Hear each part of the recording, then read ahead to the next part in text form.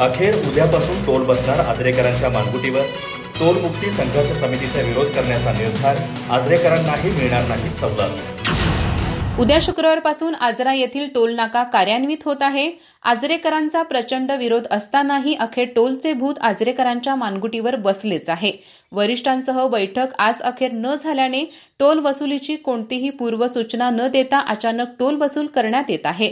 या निर्णयामुळे आजरेकर पुन्हा एकदा संतप्त झाले असून टोलला विरोध करण्यासाठी उद्या शुक्रवारी सकाळी 8 वाजता टोल नाक्यावर जमा होण्याचे आवाहन टोलमुक्ती संघर्ष समितीने केले आहे। या पार्श्वभूमीवर कॉम्रेड संपत देसाई म्हणाले, गेले वर्ष दीड वर्ष आजरेकर महामार्ग टोलमुक्त संघर्ष समितीच्या नेतृत्वाखाली आंदोलन करीत आहेत। मोर्चे, धरणे आंदोलन, ठिय्या आंदोलन, रस्ता रोको यासह अनेक आंदोलने करून सरकारचे लक्ष वेधण्याचा प्रयत्न केला। हा धोरणात्मक निर्णय असल्याने वरिष्ठ पातळीवर बैठक झाल्याखेरीज टोलचा निर्णय घेतला जाणार नाही असे अधिकाऱ्यांनी सांगितले होते।